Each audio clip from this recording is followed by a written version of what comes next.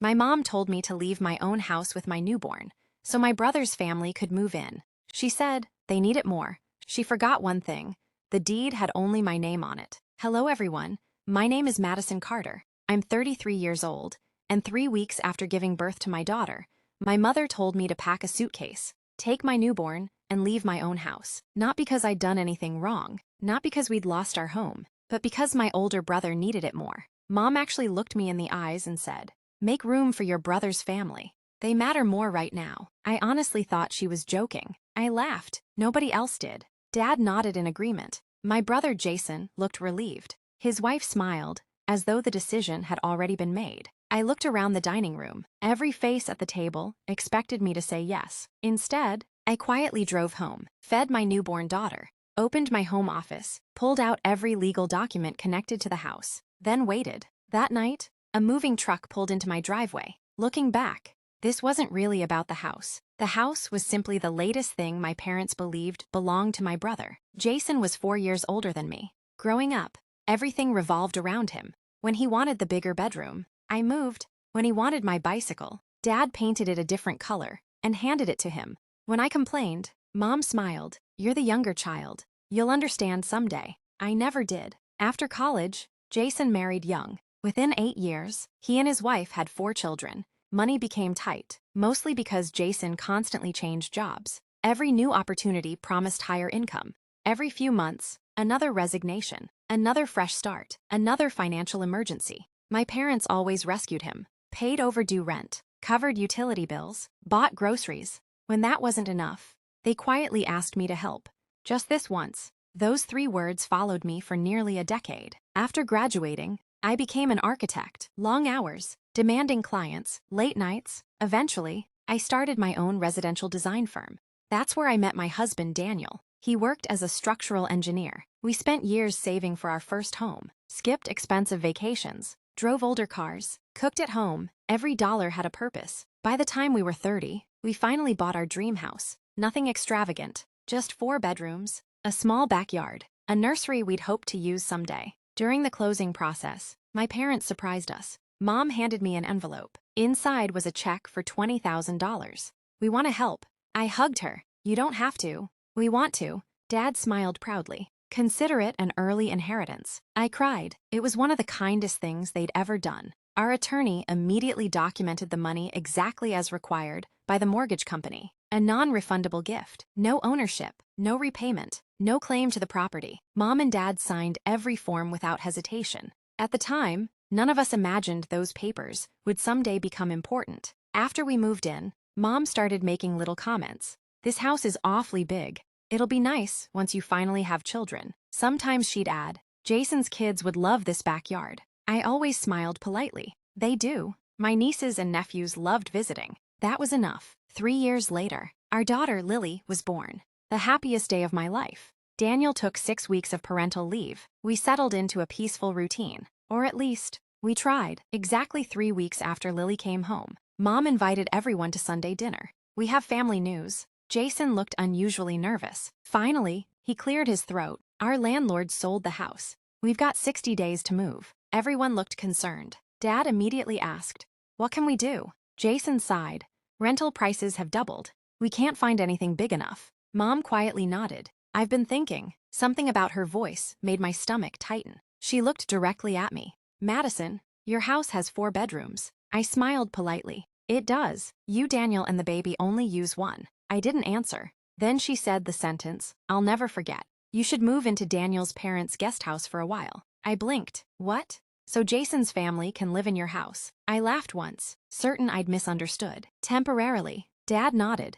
"It makes the most sense." Jason looked embarrassed. "I didn't ask for this." Mom interrupted. "You shouldn't have to. Family helps family." Daniel quietly placed his fork on the table. "I'm sorry. Did anyone ask us?" Mom looked surprised. "What is there to ask?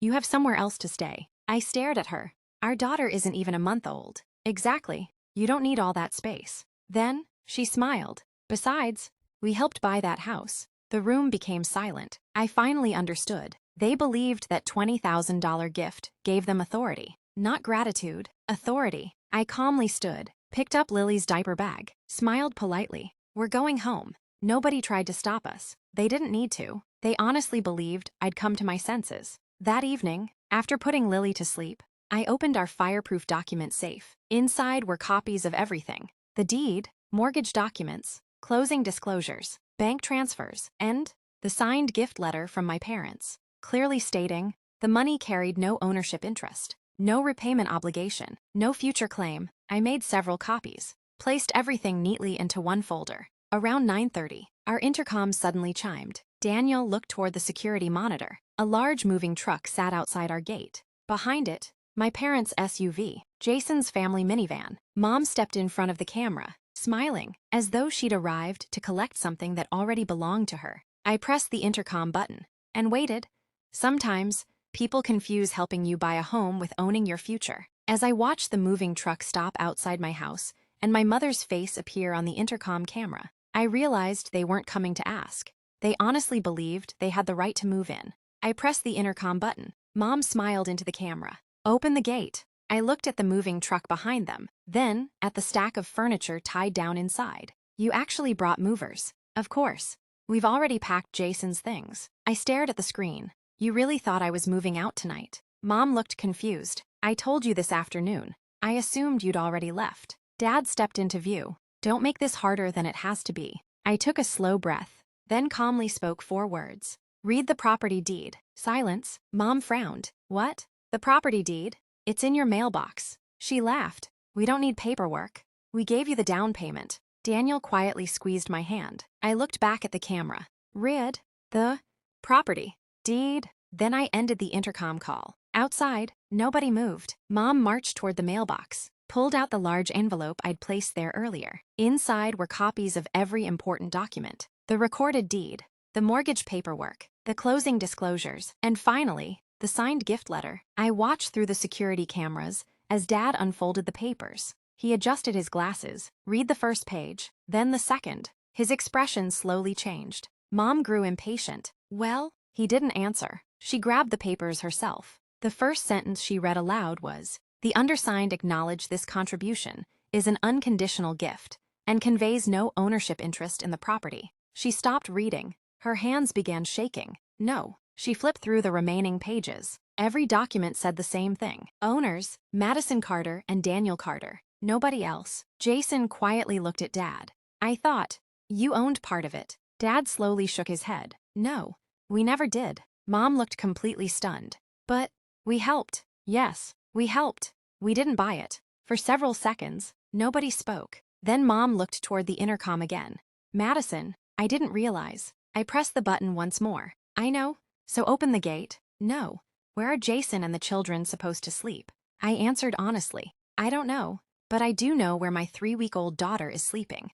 In her own home, Jason finally stepped forward. His voice was quieter than I'd expected. "Mom, this isn't right." She stared at him. "What?" "We never asked them. You offered." I should have said no. He looked toward the camera.